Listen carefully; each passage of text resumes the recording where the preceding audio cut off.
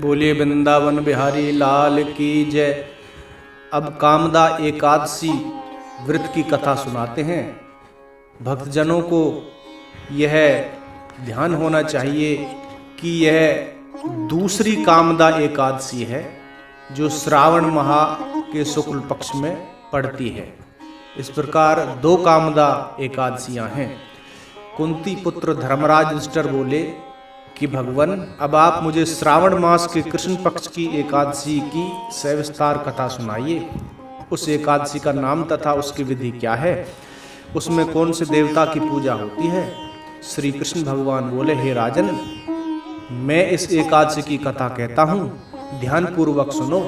एक समय इस एकादशी की पावन कथा को भीष्म पितामह ने लोकहित के लिए नारद जी से कहा था। एक समय नारद जी ने पूछा कि पितामह, आज मेरी श्रावण माह के कृष्ण पक्ष की एकादशी की कथा सुनने की इच्छा है, अतः अब आप एकादशी की व्रत कथा विधि सहित सुनाइए। भीष्म पितामह नारद जी के वचनों को सुनकर बोले, हे नारद जी, आपने मुझसे यह अत्यंत सुंदर प्रश्न किया है। अब आप ध्यान लगाकर सुनिए। श्रावण माह के कृष्ण पक्ष की एकादशी का नाम कामदा है। इस एकादशी की कथा के सुनने मात्र से ही वाजपेय यज्ञ का फल मिलता है।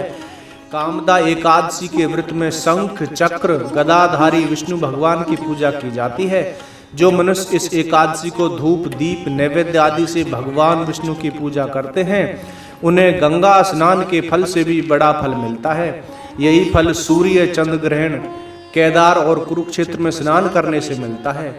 वह फल भगवान की पूजा करने से मिल जाता है।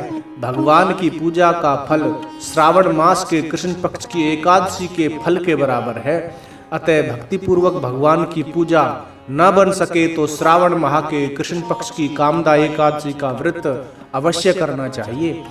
आभूषण से युक्त बछड़ा सहित गोदान करने से जो फल मिलता है, वह फल कामदा एकादशी के व्रत से मिल जाता है।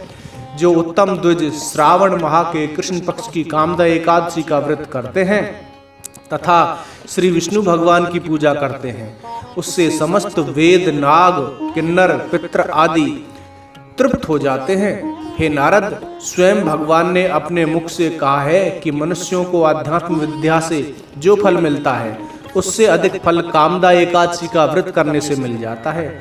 इस व्रत के करने से मनुष्य अंतिम समय अनेक दुखों से युक्त यमराज तथा नरक के दर्शन नहीं करता। कामदा एकादशी के व्रत तथा रात्रि के जागरण से मनुष्य को कोई योनि नहीं मिलती और अंत में स्वर्गलोक को जाता है। जो उत्तम मनुष्य श्रावण माह के कृष्ण पक्ष की कामदा एकादशी को तुलसी से भक्ति पूर्वक श्री विष्णु भगवान की पूजा करते हैं, वे इस संसार सागर में रहते हुए भी इससे इस प्रकार अलग रहते हैं जिस प्रकार कमल जल में रहता हुआ भी जल से अलग रहता है। भगवान की तुलसी दल से पूजा करने का फल 1 भार स्वर्ण और 4 भार चांदी के दान के फल के बराबर है। श्री विष्णु भगवान रत्न मोती मणि आभूषण आदि की अपेक्षा तुलसी दल से अधिक प्रसन्न होते हैं। जो मनुष्य भगवान की तुलसी दल से पूजा करते हैं, उनके समस्त पाप नष्ट हो जाते हैं। हे नारद, मैं स्वयं भगवान की अत्यंत प्रिय श्री तुलसी जी को नमस्कार करता हूँ। तुलसी जी के दर्शन मात्र से मनुष्य के समस्त पाप नष्ट हो जाते हैं और शरीर के स्पर्श मात्र से मनुष्य पवित्र हो जाता है। तुलसी जी को जल से स्नान कराने से मनुष्य की समस्त यम यातनाएं नष्ट हो जाती हैं। जो मनुष्य तुलसी जी को भक्ति पूर्वक भगवान के चरण कमलों में अर्पित करता है, उसे मुक्ति मिलती है। जो मनुष्य एकादशी के दिन भगवान के सामने दीप जलाते हैं, उनके पितृ स्वर्गलोक में सुधा का पान करते हैं। जो मनुष्य भगवान के सामने घी या तिल के तेल का दीपक जलाते हैं, उनको सूर्यलोक में भी सहस्त्रों दीपकों का प्रकाश मिलता है।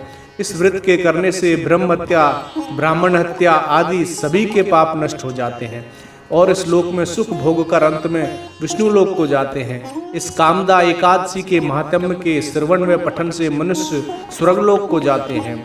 इसके साथ ही यह कथा संपन्न हुई। बोले वृंदावन बिहारी लाल की जय।